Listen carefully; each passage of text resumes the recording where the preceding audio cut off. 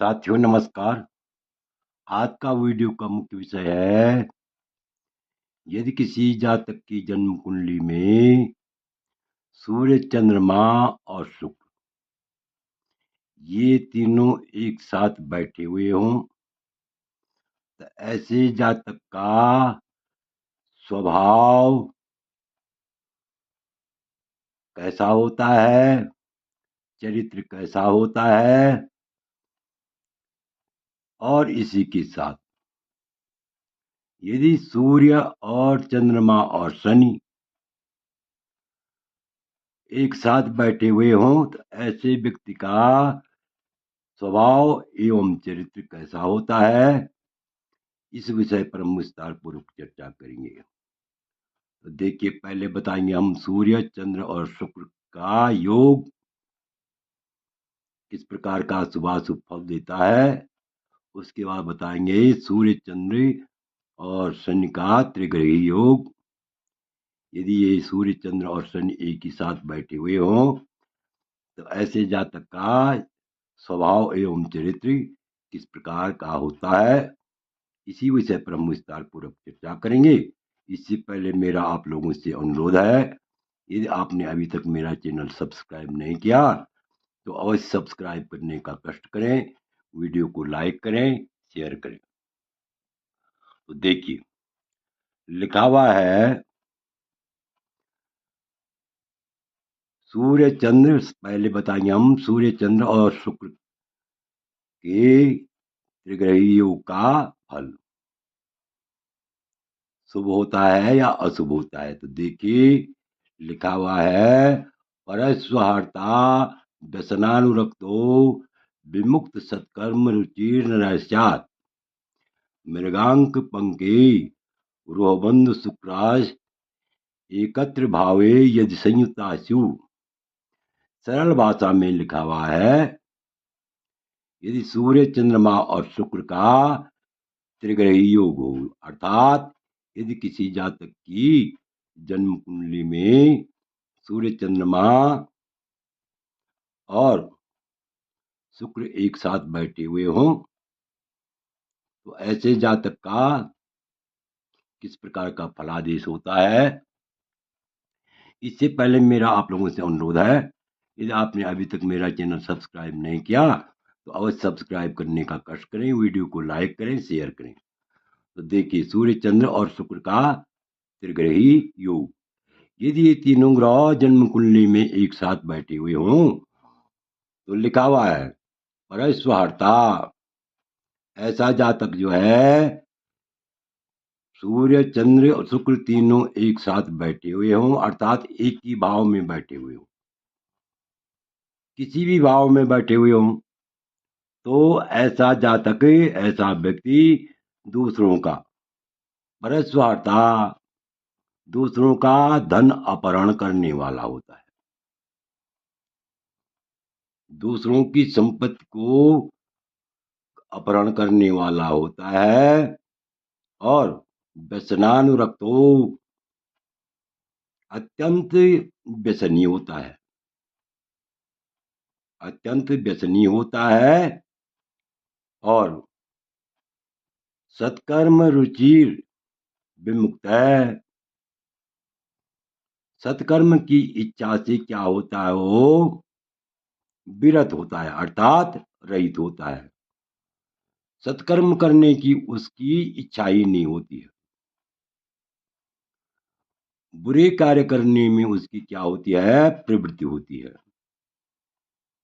तो भावार्थ देखिए, यदि किसी जातक की जन्म कुंडली में सूर्य, चंद्रमा और शुक्र ये तीनों एक साथ बैठे हुए हों तो ऐसा जातक दूसरों का धन हरने वाला होता है, अपहरण करने वाला होता है, व्यसनी होता है और सत्कर्म की इच्छा से रहित होता है।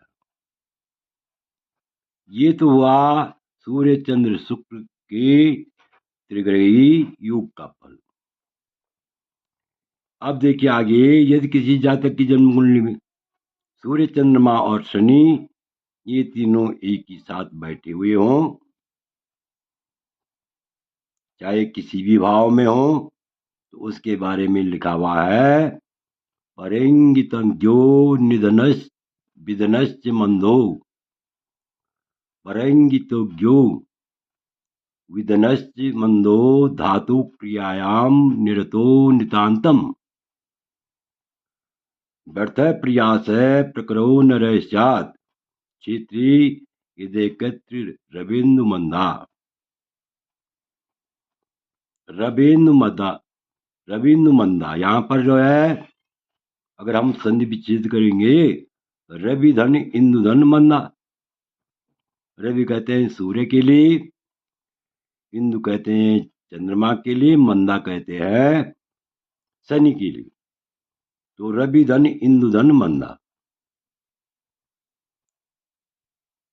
तो यदि जो है ये क्यों मंद गति से चलने वाला शनि होता है, इसलिए इसे मंदा ग्रह भी कहते हैं। तो यदि किसी जातक की जन्म कुंडली में सूर्य चंद्रमा और शनि एक साथ बैठे हुए हों,